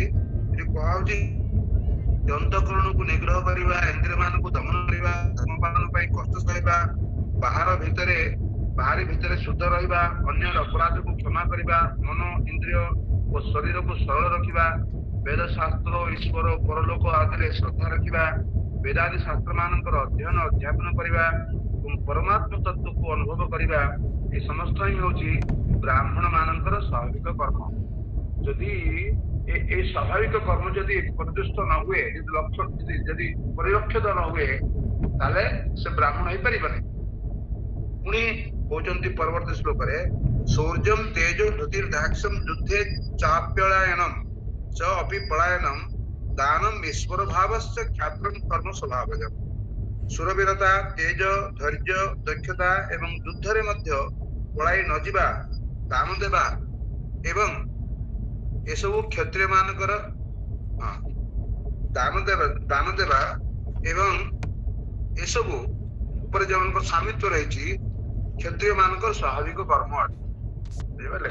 ଯେମିତି କ୍ଷତ୍ରିୟ ମାନଙ୍କୁ ଆଉ ଗୋଟେ କଥା ହଉଛି ଯେ ଯୁଦ୍ଧ କ୍ଷେତ୍ରରେ ପଳେଇ ନ ଯିବା। ବୁଝିପାରିଲେ? ଯୋଉମାନେ ସାଧାରଣତଃ ତାଙ୍କ ଭିତରେ ବ୍ରାହ୍ମଣ୍ୟ ଗୁଣ ଗୁଡାକ ରହିବ। ଯଦି କୌଣସି କ୍ଷତ୍ରିୟ ରାଧାଗୋବିନ୍ଦ ସ୍ୱାମୀ ମହାରାଜ ବୁଝେଇଛନ୍ତି, ଯଦି କୌଣସି ବ୍ୟକ୍ତି କ୍ଷତ୍ରିୟ ସେ ଯେମିତି ଯୁଦ୍ଧ କ୍ଷେତ୍ରରେ ପିଠି ଦେଖିକି ପଳେଇବ ନାହିଁ, ତାହେଲେ କଣ ହବ ନା ଯୁଦ୍ଧ କ୍ଷେତ୍ରରେ ପିଠି ଦେଖିକି ପଳେଇଲେ ତାର ନିନ୍ଦନୀୟ କର୍ମ ହବ। ସେଥିପାଇଁ ଭୀଷ୍ମଦେବ ମଧ୍ୟ ଯୁଦ୍ଧ କ୍ଷେତ୍ରରେ ମୃତ୍ୟୁବରଣ କରିବାକୁ ଚାହିଁଛନ୍ତି। ବୁଝିପାରିଲେ କି? ଠିକ ସେଭଳି ଭାବରେ ଜଣେ ଭକ୍ତ ତାର ବ୍ରାହ୍ମଣର ଗୁଣ ରହିବା ଉଚିତ। ବ୍ରାହ୍ମଣର ଗୁଣ ହଉଛି କଣ ନା ଗରମ ଦିନରେ ବି ଭଗବାନଙ୍କ ପାଇଁ ରାନ୍ଧିବ ଏବଂ ଶୀତ ଦିନରେ ମଧ୍ୟ ଭଗବାନଙ୍କ ପାଇଁ ଯେମିତି ଗରମ ଦିନରେ ଗାଧଉଛି ଶୀତ ଦିନରେ ବି ଗାଧେଇବ। ଯଦି କୌଣସି ବ୍ରାହ୍ମଣ ବା ଭକ୍ତ ତ ଅବশ্যଇ ବ୍ରାହ୍ମଣ, ସେମାନେ ଯଦି ଗାଧେଇବାକୁ ଯଦି ପ୍ରସ୍ତୁତ ନଥାନ୍ତି ଶୌଚ କରିବା ପରେ, ତାହେଲେ ଜାଣିବାକୁ ପଡିବ ଯେ ବ୍ରାହ୍ମଣ୍ୟ ଗୁଣ ନାହିଁ। ବ୍ରାହ୍ମଣର ସ୍ୱଭାବ ନାହିଁ ଯୋଉଟା କି ଭକ୍ତ ମାନଙ୍କୁ କରିବା ଉଚିତ। ତ ଏଇଟା ହলো ସ୍ୱଭାବ ଜିନିଷ। ପୁଣି ସେ ପୁଣି କହୁଛନ୍ତି ଯେ କୃଷି ଗୋରକ୍ଷ ବାଣିଜ୍ୟ ବୈଶ୍ୟକର୍ମ ସ୍ୱଭାବଜନ, ପୁଣି ସ୍ୱଭାବଜନ କହୁଛନ୍ତି ପରିଚର୍ଯାତ୍ମକମ୍ କର୍ମମ୍ ଶୂଦ୍ରସ୍ୟାପି ସ୍ୱଭାବଜନ। କୃଷି ଗୋପାଳନ ଏବଂ କ୍ରୟ ବିକ୍ରୟ ରୂପୀ ସତ୍ୟ ବ୍ୟବହାର ବୈଶ୍ୟର ସ୍ୱାଭାବିକ କର୍ମ। ସବୁ ବର୍ଣ୍ଣର ସେବା କରିବା ଶୂଦ୍ରଙ୍କର ମଧ୍ୟ ସ୍ୱାଭାବିକ କର୍ମ ଅଟେ। ସ୍ୱାଭାବିକ କର୍ମ ଅଟେ, ସ୍ୱଭାବଜନ। ଆଉ ପୁଣି କହୁଛନ୍ତି ଯେ ଏଭଳି ଭାବରେ ଏ ଚାରିଟା ବର୍ଣ୍ଣ ଏଟା ସ୍ୱଭାବ ଅନୁସାରେ ହଉଛି, ଏଟା ଜନ୍ମ ଅନୁସାରେ ହଉନାହିଁ। ଜନ୍ମ କର୍ମ ଚମେ ଦିବ୍ୟମ ଏବଂ ସରି ଚତୁର୍ବର୍ଣ୍ଣମୟା ସୃଷ୍ଟମ ଗୁଣକର୍ମ ବିଭାଗ। ଗୁଣ ଏବଂ କର୍ମ ଅନୁସାରେ ଯେକୌଣସି କୁଳରେ ଜନ୍ମ ଗ୍ରହଣ କରିଥାଉ ନା କାହିଁକି, ଏହି ବ୍ୟକ୍ତି ଯଦି ସ୍ୱାଭାବିକ ଭାବରେ এই ସମସ୍ତ ଗୁଣ ଗୁଡିକ ଆହରଣ କରନ୍ତି ବା এই ସମସ୍ତ କର୍ମ ଗୁଡିକ ସମ୍ପାଦନ କରନ୍ତି, ତାହେଲେ ସେମାନେ ସେଇ ବର୍ଣ୍ଣ ଏବଂ ସେଇ ଆଶ୍ରମରେ ଅଛନ୍ତି ବୋଲି ବୁଝା ଯିବାକୁ ପଡିବ। ହରେ କୃଷ୍ଣ। ଏଇ ଅନୁସାରେ ଭୀଷ୍ମଦେବୀ କଣ କହୁଛନ୍ତି, ପୁରୁଷ ସ୍ୱଭାବ ବିହିତାଂ ଯଥାବରଣ ଯଥାଶ୍ରମମ୍ ବୈରାଗ୍ୟ ରାଗୋ ଉପାଧି ରାଗୋପାଧିଭ୍ୟାମ ଅନାतो ଭୟଲକ୍ଷଣା। ଏଇଟା ଜଷ୍ଟ ଗୋଟେ ପଏଣ୍ଟ କଣ୍ଟିନ୍ୟୁ କରନ୍ତୁ। ଆଜ୍ଞା ଆଜ୍ଞା ପ୍ରଭୁ, ସେମିତି ସେଇପରି ପ୍ରଭୁ ନାମାଚାର୍ଯ୍ୟ ହରିଦାସ ଠାକୁର ସେ ଯବନ କୂଳରେ ଜନ୍ମ ହୋଇ ମଧ୍ୟ ତାଙ୍କର ଭକ୍ତିର ପରାକାଷ୍ଠାରେ ସେ ଜଣେ ବ୍ରାହ୍ମଣ ପ୍ରଦର୍ଶିତ ହେଇପାରିଥିଲେ ନା ପ୍ରଭୁ। ଆଜ୍ଞା ଆଜ୍ଞା କହିନାହିଁ। ହରେ କୃଷ୍ଣ, ହରେ କୃଷ୍ଣ। ଦଣ୍ଡବତ ପ୍ରଭୁଜୀ, ମୁଁ 2 ମିନିଟ କହିପାରିବି କି ପ୍ରଭୁଜୀ? ଶ୍ରୀପାଦ ମଧୁସୂଦନ ପ୍ରଭୁଜୀ। ଆଜ୍ଞା ଧନ୍ୟବାଦ ପ୍ରଭୁଜୀ। 40 ବର୍ଷ ଆଗରୁ ମୁଁ ସେଇ ଶ୍ରୀପାଦ ଭଦ୍ରାଚାର୍ଯ୍ୟ ପ୍ରଭୁଙ୍କ ପାଖରୁ ଶୁଣିଥିଲି ଯେ ବ୍ରାହ୍ମଣ ବୈଶ୍ୟ କ୍ଷତ୍ରିୟ ଶୂଦ୍ରର କଥା। 40 ବର୍ଷ ଆଗରୁ ତାଙ୍କ ପାଖରୁ ଶୁଣି ସେ କଥା ମୋର ମନେ ବି ଅଛି, ଯେଟିକେ ପ୍ରଭୁପାଦ କହିଛନ୍ତି ଯେ ସମାଜ ରୂପକ ଶରୀରରେ, ସରଳ କଥାଟିଏ, ସମାଜ ରୂପକ ଶରୀରର ମସ୍ତିଷ୍କ ସଦୃଶ ହଉଛି ବ୍ରାହ୍ମଣ, ଯିଏକି ଧର୍ମ ଦ୍ଵାରା ହିଁ ସମାଜକୁ ପରିଚାଳନା କରନ୍ତି ଏବଂ ସମାଜରେ ଯିଏ ସୁରକ୍ଷା କରନ୍ତି ସେମାନେ ସମାଜର ବାହୁ ସଦୃଶ କ୍ଷତ୍ରିୟ। ସେମାନେ ସମସ୍ତ 3 ବର୍ଣ୍ଣର ବିଭାଗ ଲୋକକୁ ସବୁ ସୁରକ୍ଷାରେ ରଖିବେ, ସରଳ କଥା। ଆଉ ସମାଜରେ ଯିଏ ଭରଣ ପୋଷଣ କରନ୍ତି ସେ ସମାଜ ରୂପକ ଶରୀର ଉଦର ସଦୃଶ ହଉଛି ବୈଶ୍ୟ। ସେ ସମାଜର ରୂପକ, ସମାଜର ସମସ୍ତ ପ୍ରକାର ଭରଣ ପୋଷଣ କରନ୍ତି, ଦାନ କର୍ମ ସମସ୍ତ କିଛି କରନ୍ତି। ଆଉ ସମାଜରେ ଯିଏ ସେବା କରନ୍ତି ସମାଜ ରୂପକ ଶରୀର ପାଦ ସଦୃଶ ଶୂଦ୍ର, ବିଶେଷ କରି ଶୂଦ୍ର ଯେଠି ଚତୁର୍ବର୍ଣ୍ଣ ମହାସୃଷ୍ଟ ଗୁଣ କର୍ମ ବିଭାଗ ଏବଂ ଗୁଣ କର୍ମାନୁସାରେ ବର୍ଣ୍ଣର ବିଭାଗ ହେଇଛି ପ୍ରକୃତରେ। ଏବଂ ଏଠି ଯୋଉମାନେ ସମାଜର ସେବା କରନ୍ତି, ଏମିତି ବୁଦ୍ଧିମାନ ଲୋକ ବି ସମାଜର ସେବା କରନ୍ତି। ଖାଲି ବୁଦ୍ଧିମାନ ଲୋକମାନେ ନୁହେଁ ଯେ ବ୍ରାହ୍ମଣ, ଯୋଉମାନେ ଧର ଡାକ୍ତର, ଇଞ୍ଜିନିୟର କି ଯୋଉମାନେ ସମାଜର ସେବା କରନ୍ତି ସେମାନେ ଶୂଦ୍ର ବର୍ଣ୍ଣର, ସେମାନେ ବି ଶୂଦ୍ର। ଡାକ୍ତର, ଇଞ୍ଜିନିୟର, ସାଇଣ୍ଟିଷ୍ଟ ଯୋଉମାନେ ସମାଜର ସେବା କରନ୍ତି ସେମାନେ ଶୂଦ୍ର। ତେଣୁ ଏଇଟା ମୁଁ ଶ୍ରୀପାଦ ପ୍ରଭୁଙ୍କ ପାଖରୁ ଶୁଣିଥିଲି। ତେଣୁ ସମାଜ ରୂପକ ଶରୀରରେ ମସ୍ତିଷ୍କ ସଦୃଶ ହଉଛନ୍ତି ବ୍ରାହ୍ମଣ ଏବଂ ବାହୁ ସଦୃଶ ସମାଜ ସୁରକ୍ଷା ପାଇଁ ସେମାନେ କ୍ଷତ୍ରିୟ ଏବଂ ସମାଜର ଭରଣ ପୋଷଣ ନିମିତ୍ତ ଯୋଉମାନେ ଉପଯୋଗ ଅଛନ୍ତି ସେମାନେ ଟିକେ ଜନ୍ମ ଦୃଷ୍ଟିରୁ, ସେମାନେ ଜାତି ଦୃଷ୍ଟିରୁ ନୁହେଁ, ଗୁଣ ଏବଂ କର୍ମ ଦୃଷ୍ଟିରୁ। ଆଉ ସେମାନେ ଭରଣ ପୋଷଣ କରନ୍ତି ସେମାନେ ବୈଶ୍ୟ। ଆଉ ଯୋଉମାନେ ସମାଜରେ ସେବା କରନ୍ତି ସେମାନେ ଉଚ୍ଚ ବର୍ଣ୍ଣର, ଉଚ୍ଚ ଜାତିର, ତଥାକଥିତ ଉଚ୍ଚ ଜାତିର ବ୍ରାହ୍ମଣ ଯୋଉ କୁଳରେ ଜନ୍ମ ହେଇଥା ପାରନ୍ତି, କିନ୍ତୁ ସେମାନେ ଯଦି ସମାଜରେ ସେବା କରନ୍ତି ସେମାନେ ସେ ଶୂଦ୍ର ବର୍ଣ୍ଣର ଯିବେ। ହରେ କୃଷ୍ଣ। ମୁଁ ଭୁଲ କହିଲି କି ପ୍ରଭୁ? ଦଣ୍ଡବତ। ହଁ, ସେ କଥା ଠିକ ରହିଛି, କିନ୍ତୁ ବର୍ତ୍ତମାନ ଏଇ କଳିଯୁଗରେ ବିଶେଷ ଯେକୌଣସି ଯୁଗରେ ଯେକୌଣସି ବ୍ୟକ୍ତି ଭକ୍ତିକୁ ଅବଲମ୍ବନ କରନ୍ତି, ସେମାନେ ଶୂଦ୍ର ହୁଅନ୍ତୁ ବା ସେମାନେ ଇଞ୍ଜିନିୟର ହୁଅନ୍ତୁ ବା ସେମାନେ ଡକ୍ଟର ହୁଅନ୍ତୁ, ଏବଂ ସେମାନେ ଯେହେତୁ ଡାକ୍ତର ବା ଇଞ୍ଜିନିୟର ତାଙ୍କୁ ଆମେ ଶୂଦ୍ର ରୂପରେ ଗ୍ରହଣ ନ କରିକିରି ଯେହେତୁ ସେମାନେ ଭକ୍ତି ଅବଲମ୍ବନ କରିବେ, ତାହେଲେ ସେମାନେ ଯୋଉ ବ୍ୟବସ୍ଥାରେ ଥାଆନ୍ତୁ ନା କାହିଁକି, ଯୋଉ ଚାକିରି କରନ୍ତୁ ନା କାହିଁକି, ଯୋଉ ବର୍ଣ୍ଣରେ ଥାଆନ୍ତୁ ନା କାହିଁକି, ସେମାନେ ଯେହେତୁ ଏଇ ଯୋଉ ମାନେ ଭକ୍ତି ଯାଚନ କରୁଛନ୍ତି, ଜଣେ ଭକ୍ତ ଭିତରେ ଏ ବ୍ରାହ୍ମଣ୍ୟ ଗୁଣ ଗୁଡାକ ସ୍ୱାଭାବିକ ଭାବରେ ଥାଏ। ବା ଯେତେବେଳେ କୌଣସି ଲୋକ ଭାବରେ ଏ ବ୍ରାହ୍ମଣ୍ୟ ଗୁଣ ଗୁଡିକ ସେମାନେ ଅର୍ଜନ କରିଥାନ୍ତି। କିନ୍ତୁ ଜଣେ ପରମ ବ୍ରାହ୍ମଣ ତା ପାଖରେ ବୈଷ୍ଣବତା ଥାଇପାରେ, ନଥାଇ ବି ପାରେ, କିନ୍ତୁ ଜଣେ ବୈଷ୍ଣବ ପାଖରେ ଅବଶ୍ୟ ହିଁ ବ୍ରାହ୍ମଣ୍ୟ ଗୁଣ ଗୁଡିକ ରହିବ। ଅତଏବ ଯୋଉମାନେ ଭକ୍ତ ସେମାନେ ଯେକୌଣସି ବର୍ଣ୍ଣର ହୁଅନ୍ତୁ ଯେକୌଣସି କର୍ମ ସମ୍ପାଦନ କରନ୍ତୁ ନା କାହିଁକି ବ୍ରାହ୍ମଣ ବୋଲି ହିଁ ବୁଝାଯିବ। ତେଣୁ ଯେମିତି ଆପଣଙ୍କର ହରିଦାସ କହିଲେ ଯବନ କୂଳରେ ଜନ୍ମ ଗ୍ରହଣ କରିଥିଲେ, କିନ୍ତୁ ଯେହେତୁ ଏବଂ ତାଙ୍କୁ ପରମ ବ୍ରାହ୍ମଣ ବା ବୈଷ୍ଣବ ରୂପରେ କିଏ ଆହ୍ୱାନ କରୁଛନ୍ତି, ତାଙ୍କର ପିତାଙ୍କର ଯେତେବେଳେ ଶ୍ରାଦ୍ଧ ହେଲା, ଅଦ୍ୱୈତ ଆଚାର୍ଯ୍ୟ କୁଳୀନ ବ୍ରାହ୍ମଣ ତାଙ୍କର ପିତାଙ୍କର ଶ୍ରାଦ୍ଧରେ କାହାକୁ ଶ୍ରାଦ୍ଧ ପାତ୍ର ଅର୍ପଣ କରିଛନ୍ତି? କାରଣ ଏ ଭାବରେ ସେ ପରମ ବୈଷ୍ଣବ ହେବା ହେତୁ ତାଙ୍କ ଭିତରେ ପୂର୍ଣ୍ଣ ବ୍ରାହ୍ମଣ୍ୟ ଗୁଣ ଗୁଡିକ ବର୍ତ୍ତମାନ ଥିଲା। ତେଣୁ 500 ବର୍ଷ ପୂର୍ବରୁ ଚିନ୍ତା କରି ଦେଖନ୍ତୁ ତ, 500 ବର୍ଷ more 500 years back ସମାଜରେ ଜଣେ କୁଳୀନ ବ୍ରାହ୍ମଣ ତା ପିତାଙ୍କର ଶ୍ରାଦ୍ଧ କର୍ମରେ ହରିଦାସ ଠାକୁରଙ୍କୁ ଶ୍ରାଦ୍ଧ ପାତ୍ର ଦେଇଛନ୍ତି। ଆମ ଉପରେ ଅନୁରୋଧ କରି ଯେହେତୁ ସମୟ ଟିକେ ହେଇଯାଉଛି, ତେଣୁ ମାତାଜୀ କରିବାକୁ ପଡିବ 31 ପର୍ଯ୍ୟନ୍ତ ଟିକେ ସମୟ ଦେବେ। ହରେ କୃଷ୍ଣ ସମସ୍ତେ। ଧନ୍ୟବାଦ ଧନ୍ୟବାଦ। हरे कृष्ण दंडवत प्रणाम। तापर आमे जीवा 27 नंबर श्लोक को दान धर्मान राज धर्मान मोक्ष धर्मान विभागश स्त्री धर्मान भगवत धर्मान समास व्यास जोगत। दान धर्मान माने दान करिबा, राज धर्मान राजा मानकर कर्तव्य, मोक्ष धर्मान मोक्ष संबंधी कर्तव्य, विभागश विभाग द्वारा, स्त्री धर्मान स्त्री मानकर कर्तव्य, भगवत धर्मान भक्त मानकर कार्यकलाप, साधारणतः व्यास विशेष करी जगत माने माध्यम द्वारा। अनुवाद या परे भीष्मदेव दानर विविध विभाग तथा राजांकर विभिन्न शासन विभागीय कार्य एवं मुक्ति प्राप्त करिबा निमित्त निर्दिष्ट थिबा विविध विधि विधानर मध्य वर्णना कले। मुक्ति प्राप्त करिबा निमित्त निर्दिष्ट थिबा विविध विधि विधानर मध्य वर्णना कले। तापरे से स्त्री लोक मानकर एवं भक्त मानकर कर्तव्य संबंध रे संक्षेप रे तथा विस्तृत भाव रे वर्णना कले। आगे पूर्व श्लोक रे से वर्ण विषय वर्णना करते, या परे से आश्रम माने कोन कहउचंती विभिन्न विभाग माने गृहस्थ माने जेमिति दान करिबा, राजधर्म, दान धर्म, स्त्री धर्म एवं मोक्ष धर्म एवं शेषरे से कोन दिचंती भगवान को प्रसन्न करिवार विधि सेटा को से दिचंती। तो गृहस्थर प्रधान कर्तव्य होची कोन दान करिवो। से तार कष्ट उपार्जित धनर माने 50% से जनहितकर कार्य भगवत सेवा एवरे से लगाइबो। काहे कि तार जो धन सेटा से तार ने प्रकृत भगवानकर संपत्ति को से ता माध्यम रे से पाइछि, से भगवानकर संपत्ति को से पाइछि। त भगवानकर संपत्ति को भगवानकर कल्याणार्थे भगवानक पाइ से विनियोग करिवो। या द्वारा कोन होय गृहस्थर कोन होय तार यदि गृहस्थ जीवन रे कोनसी पाप माने इच्छा नथिले भी हमें किछ पाप कर जाउ ना, जेमे हमें सकाळ गाधौछु केते जीव माने जीवाणु कीटाणु को गरम पानी रे मृत्युवरण करचंती।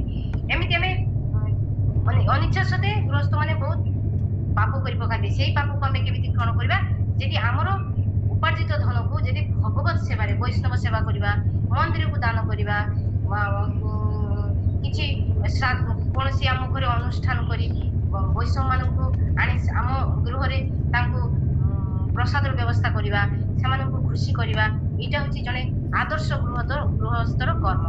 तेणु गृहस्थ सब बेले तार से तार परिवार को प्रतिपालन करिवो, तार 50% तार इनकम रो से तार माने तार भाई बंधु कुटुंब समस्त को से प्रतिपालन करिवो, किंतु बाकी जे पैसा को से कोन करिवो, से भगवानकर सेवा पाई बा वैष्णव सेवा पाई से विनियोग करिवो। तापरे जाउचंती आमे जिबा राजधर्म कोन? राजधर्म होची एक महान विज्ञान। आधुनिक माने आधुनिक समाज रे जेमिति षडयंत्र बा राजनीति कुटलत माने कुनीति द्वारा समरा माने जो राजा माने नेता माने जेमिति प्रपंच करिकि माने तांकर ए समाज रो टंका को से माने आत्मसात करंती, सेमिति राजा सेमिति हेबे।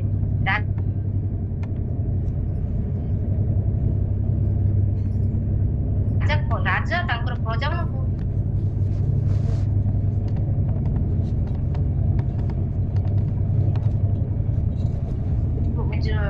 जन्म मृत्यु जरा व्याधि रूपक जो आमे भौतिक जगत को आसुचु जाउचु जो हमर जीवा आसवा लागि रही सेटा को मध्य से दूर करिवे एवं भगवत प्राप्ति निमित्त मध्य तांकर कर्म करिवार एटा होची उद्देश्य माने राजांकर उद्देश्य हो तेनु राजा कोन करिवे ब्राह्मण मान को पाखरु ज्ञान प्राप्त करी ब्राह्मण मान को पाखरु धर्म नीति शिखि कि से तांकर प्रजा माने केमिति धर्म रे प्रवीण हेबे भगवत प्राप्ति निमित्त केमिति से माने सेवा करिवे भगवान को सेवा करिवे माने जेमिति हमर अम्बरीश महाराज कोंतु अम्बरीश महाराज प्रथमे तांको परिवार तांकर हजार ना केते पत्नी थिले सेमान को पई गोटे गोटे गोटे माने मंदिर कर देथिले अर्चना माने मार्जना करिवे मंदिर मार्जना करिवे तांकर समस्त शरीर रो समस्त इंद्र द्वारा भगवान को सेवा करथिले या द्वारा कोन हला माने परिवार तो कष्ट अछि तो से जने राजा थिले तांकर अभाव नटन रहिबो नै किंतु तांको परिवार रे गोटे प्रसन्नता आस्तिला हजारे रानी रहिले तो भितरे तो द्वंद्व लागिबो किंतु राजा बहुत प्रसन्न रहथिले एवं तांकर प्राणी माने तांकर रानी माने भी प्रसन्न रहथिले ठीक सेमिति एवं अम्बरीश महाराज कोन करथिले तांकर प्रजा मानक पई भी बहु मंदिर निर्माण कर देथिले एवं सेमाने सेई मंदिर रो मार्जना करथिले भगवान को सेवार्थे कर्म करथिले या द्वारा कोन होतला सेमानकर भौतिक तांकर शरीर प्रतिपालन भी हेउथला भगवान को कृपा माने सेमाने कर्म करथिले कर्म को छाड़ नथिले कर्म भितरे ए सब भगवान केंद्रिक कर्म करथिले जा द्वारा अम्बरीश महाराजंकर प्रजा माने बहुत आनंद रे थिले सेमाने कारण सेमाने कृष्ण केंद्रिक तांकर सेंटर रे तांको कर्म रे कृष्ण को रखिथिले सेमिति एटा होची राजांकर कर्म कोन हबो शासकर प्रधान कर्तव्य एवं मौलिक कर्तव्य होची से प्रजा माननकु भौतिक भाव रे तांकर प्रतिपालन करिवे एवं आध्यात्मिक दिगरे मध्ये सेमानकु सु शासन व्यवस्था रे तालीम देबे सेति पई सेमाने तांकर नेता माननकु रखिबे तांको वर्ग विशिष्ट नेता माने मंत्री माने थिबे से मानकु से कार्य रे लगाइबे एटा थिला माने जने राजांकर कर्तव्य कोन हेबे राजा धार्मिक हेबे राजा दानशील हेबे एवं योद्धा हेबे राजा भी से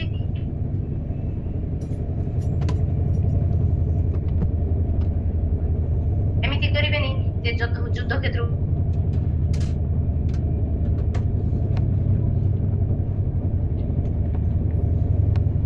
राजा कोनोसी बात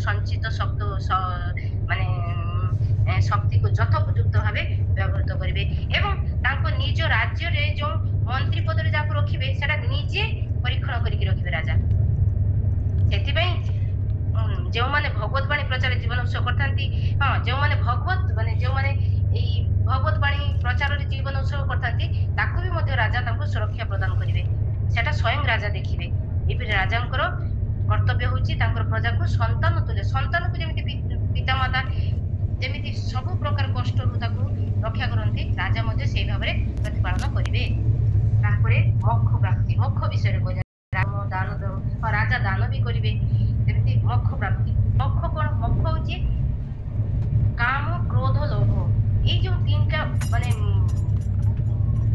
ये होची वस्तु अछि पॉइंट एटा द्वारा मनुष्य बहुत कुपथ को चली जाए से तारो समस्त तारो शरीर रो समस्त क्रिया को नष्ट करबे से बहुत विभ्रांत हो जाए एवं बहुत अपकर्म करबे से तेनु एई काम क्रोध लोभ भलिया जो ईर्ष्या ए सब को मुक्त होबा को ताको कोन करिया को हबो ताको क्षमाशील हेबा को हेबो एटा ताको शिक्षा पय पड़िबो अनैतिक कामना मुक्त हेबा निमित्त योजना करबा उचित नुहे आध्यात्मिक साधन द्वारा व्यक्ति केमिति निद्रा को जय करि परिबो एटा से शिखिबे सहनशीलता द्वारा अनैतिक कामना एवं ईर्ष्या को जय करा जाय एवं आत्मसंयम द्वारा माने काम क्रोध लोभ को हमें केमिति नियंत्रण करिबा आत्मसंयम द्वारा एटा महाराज युधिष्ठिर को पितामह भीष्म कहउछथि आत्मसंयम द्वारा मनुष्य मिथ्या आशार मुक्त हेबो असत संग बा व्यर्थ ସଙ୍ଗତି ତ୍ୟାଗ କଲେ ଅର୍ଥ ସଞ୍ଚୟ କରିପାରିବ ଏବଂ ଜଗାଭ୍ୟାସ ଦ୍ୱାରା ବ୍ୟକ୍ତି କ୍ଷୁଧାକୁ ମଧ୍ୟ ଜୟ କରିପାରିବ।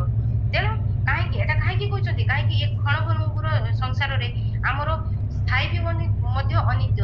ତେଣୁ ଆମେ ଯେତେବେଳେ ଏଇ ଦେହକୁ ଛାଡିକି ଯିବା ସେତେବେଳେ ଆମେ କେମିତି ଭଗବତ ପ୍ରାପ୍ତି ହବା, ଏଇଟା ଜଣେ ରାଜା ହିଁ ଚାହିଁବେ। ଜଣେ ଜଣେ କାମ କ୍ରୋଧ ଲୋଭ ବିବର୍ଜିତ ଲୋକ ହିଁ ସେଟା କରିପାରିବ।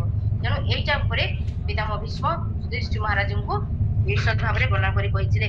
ଏବଂ ପ୍ରକୃତ ପକ୍ଷରେ ମୋକ୍ଷ ପାଇବାକୁ ଯୋଉମାନେ ଆଗ୍ରହୀ ସେମାନେ କାମ କ୍ରୋଧ ଈର୍ଷା ସ୍ୱପ୍ନାବସ୍ଥାରୁ ମୁକ୍ତ ହେବାକୁ ପଡିବ। ସେମିତି ସ୍ତ୍ରୀ ଲୋକମାନେ ପୁରୁଷ ମାନଙ୍କ ପକ୍ଷରେ ପ୍ରେରଣାର ସ୍ରୋତ ଉଠନ୍ତି। ସେମାନେ ଯେମିତି ପରିବାର। ହରେ କୃଷ୍ଣ ମାତାଜୀ, ଆଜ୍ଞା ଏ ସ୍ତ୍ରୀ ଧର୍ମ ଉପରେ ଆଜି ବର୍ଣ୍ଣନା ନ କରିକି ମୁଁ ପରେ ଆପଣ ନିଜକୁ ମାନେ ପ୍ରସ୍ତୁତ କରନ୍ତୁ ଜଣେ ଆଦର୍ଶ ସ୍ତ୍ରୀ ଲୋକ କେମିତି ହେବା ଉଚିତ, ପରେ ଗୋଟେ ସ୍ୱତନ୍ତ୍ର କ୍ଲାସ ଦେବେ ମାନେ ଅଧଘଣ୍ଟା 45 ମିନିଟ୍ ପାଇଁ, ତେବେ ତାପରେ କୁହନ୍ତୁ। ଆଜ୍ଞା ତାପରେ ଭଗବାନ ପିତାମହ ଭୀଷ୍ମ ସବୁଠୁ ଯିଏ ଆମର ଅନ୍ତିମ ଲକ୍ଷ୍ୟ, ଜଣେ ଭକ୍ତର ଅନ୍ତିମ ଲକ୍ଷ୍ୟ ମୋକ୍ଷ ପ୍ରାପ୍ତି କିନ୍ତୁ ଅନ୍ତିମ ଲକ୍ଷ୍ୟ ନୁହେଁ। ମୋକ୍ଷ ଉପରକୁ ହଉଛି ଭଗବାନଙ୍କୁ ପ୍ରେମମୟ ସେବା ଦ୍ୱାରା ସନ୍ତୁଷ୍ଟ କରିବା। ଏଇଟା ହଉଛି ଜଣେ ଶୁଦ୍ଧ ଭକ୍ତର ଅନ୍ତିମ ଲକ୍ଷ୍ୟ। ଏଇଟା ପିତାମହ ଭୀଷ୍ମ ମହାରାଜ ଯୁଧିଷ୍ଠିରଙ୍କୁ କହିଛନ୍ତି କୃଷ୍ଣ ପ୍ରେମ ମାନେ ସେ କହୁଛନ୍ତି ଆମେ ଭଗବାନଙ୍କୁ ଯଦି ପ୍ରେମମୟୀ ସେବା, ଜଣେ ଗୃହସ୍ଥ ଭଗବତ ବିଗ୍ରହର ଅର୍ଚ୍ଚନ କରିବ, ଭକ୍ତ ମାନଙ୍କର ସେବା କରିବ, ଶ୍ରୀମଦ୍ ଭାଗବତ ଶ୍ରବଣ କରିବ, ତୀର୍ଥ ସ୍ଥାନକୁ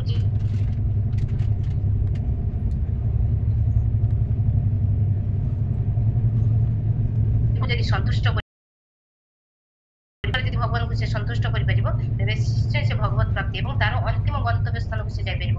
ମୋକ୍ଷ ପ୍ରାପ୍ତି କିନ୍ତୁ ଅନ୍ତିମ ଗନ୍ତବ୍ୟ ନୁହେଁ। ଭଗବାନଙ୍କୁ ପ୍ରେମମୟୀ ସେବାରେ ଆମେ ବି ନିଜ ଭାବରେ ଭକ୍ତି ମାର୍ଗ ଦ୍ୱାରା ହିଁ ଆମେ ଭଗବାନଙ୍କୁ ସନ୍ତୁଷ୍ଟ କରିପାରିବା। ଏହିପରି ଭାବରେ ପିତାମହ ଭୀଷ୍ମ ତାଙ୍କର ପୌତ୍ର ମାନଙ୍କୁ ବର୍ଣ୍ଣାଶ୍ରମ ଏବଂ ଦାନ ଧର୍ମ ମୋକ୍ଷ ରାଜଧର୍ମ ଏସବୁ ବିଷୟରେ ତାଙ୍କୁ ବିଶଦ ଭାବରେ ବର୍ଣ୍ଣନା କରିଛନ୍ତି। ତାପରେ ଶ୍ଲୋକ ନମ୍ବର 28 କୁ ଯିବା। ମାତାଜୀ ହରେ କୃଷ୍ଣ, ଏକ ମିନିଟ ମାତାଜୀ। ଶ୍ରୀଲ ଭକ୍ତି ସିଦ୍ଧାନ୍ତ ସରସ୍ୱତୀ ଠାକୁର ସେ ଗୋଟେ ବିବୃତ୍ତି ଦେଇଛନ୍ତି ଏହା ଉପରେ ରାଜଧର୍ମ ମୋକ୍ଷ ଧର୍ମ ଏବଂ ସ୍ତ୍ରୀ ଧର୍ମ ପ୍ରଭୃତି, କାରଣ ୟା ଭିତରେ ଭୋଗ ରହିଛି। ଏପରିକି ମୋକ୍ଷ ଧର୍ମ ଭିତରେ ବି ଭୋଗ ବାସନା ଥାଏ। ମୋକ୍ଷ ଧର୍ମ ଭିତରେ କଣ ଭୋଗ ବାସନା ରହିଛି? ଭଗବାନଙ୍କ ସହିତ ସେମାନେ ଏକ ହେଇଯିବେ ଏବଂ ଭଗବାନଙ୍କ ଭଳି ଆନନ୍ଦ ଲାଭ କରିବେ।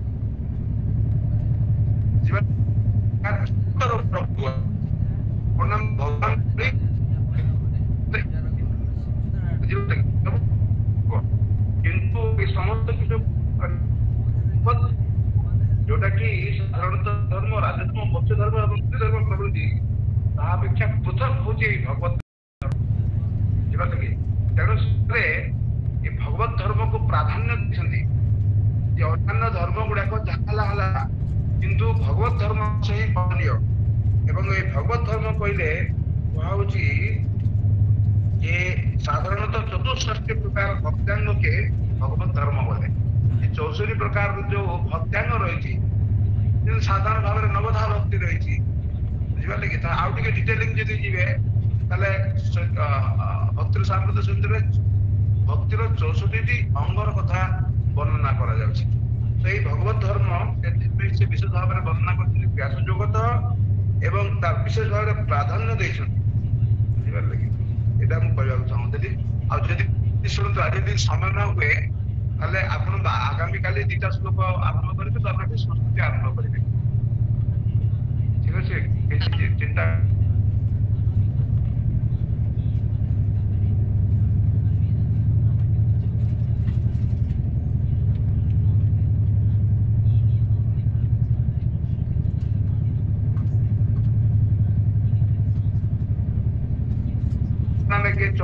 ଚନ୍ଦ୍ରନାଙ୍ଗୀ ମାତାଜୀ ଆପଣ ଦୟାକରି ମ୍ୟୁଟ୍ କରିଦିଅନ୍ତୁ। କରିଦେଇଛନ୍ତି। ଆଜ୍ଞା ଆଜ୍ଞା ପ୍ରଭୁ। ହରେ କୃଷ୍ଣ ପ୍ରଭୁ। ହରେ କୃଷ୍ଣ ପ୍ରଭୁ। ଆଜ୍ଞା ୟା ପର ଶ୍ଲୋକଟା ବହୁତ ମାନେ ସେଟା ବେଶୀ ପ୍ରଭୁ ସମୟ ଲାଗିବନି, କହିବି ପ୍ରଭୁ। ଆଉ କୁହନ୍ତୁ। धर्मार्थ काम मोक्षांश्च सहपायं यथा मुने नानाख्याते निहासेषु वर्णयामास तत्त्ववित्।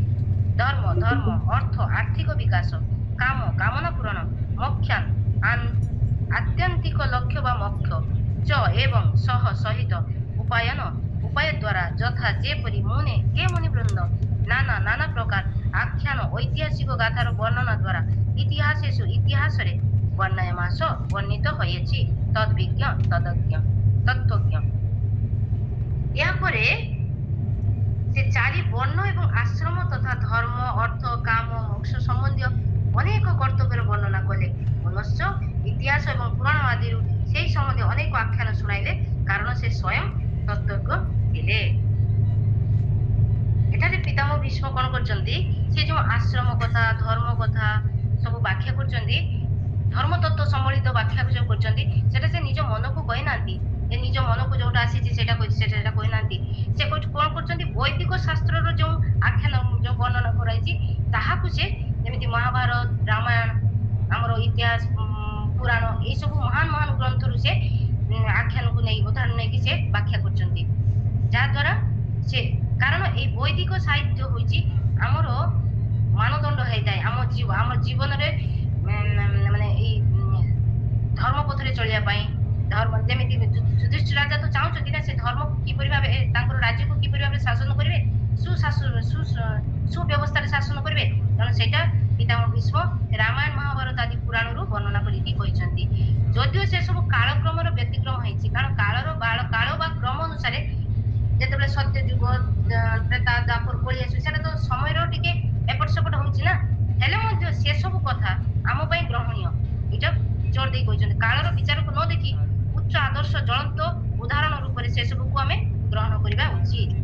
एतद व्यतीत पौराणिक गाथा गुडी को जेमिति आध्यात्मिक आदिदैविक आदि वैदिक तीन दृष्टि सुनिश्चित करा जाय कारण से सब को श्रवण करिबा मनन करि साकु शिक्षा ग्रहण करिबा आम प्रति एटा ग्रहणीय होइतो आमे सेटा बुझिबा न बुझिबा सेटा बड़ କଥା କିନ୍ତୁ ଆମେ ସେଗୁଡାକୁ ଗ୍ରହଣ କରିବା ଏବଂ ଜୀବନର ଚଲାପଥରେ ସେଗୁଡିକୁ ଆଚରଣ କରିବା। ଏହିପରି ଭାବରେ ଭୀଷ୍ମଦେବ ମହାରାଜ ଯୁଧିଷ୍ଠିରଙ୍କ ସମ୍ମୁଖରେ ତାଙ୍କର ପ୍ରଶ୍ନର ଉତ୍ତର ଦେବା ପାଇଁ ଅନେକ ମହାଭାରତ ରାମାୟଣ ଆଦି ପୁରାଣ ମାନଙ୍କରୁ ବହୁତ ଉଦାହରଣ ଦେଇଥିଲେ ମାନେ ତାଙ୍କୁ ବର୍ଣ୍ଣନା କରିଥିଲେ ରାଜ୍ୟ ଶାସନ କେମିତି ହବ ଦାନ କେମିତି କରିବେ ବ୍ରାହ୍ମଣର କର୍ତ୍ତବ୍ୟ କଣ ବୈଶ୍ୟର କର୍ତ୍ତବ୍ୟ ଏସବୁ ସେ ତାଙ୍କର ଏ ରାମାୟଣ ମହାଭାରତ ପୁରାଣ ବେଦ ଏସବୁରୁ ବର୍ଣ୍ଣିତ ଆଖ୍ୟାନରୁ ସେ ନେଇକି ତାଙ୍କୁ କହିଥିଲେ। ତ ପ୍ରଭୁ ଆଜି ଆମେ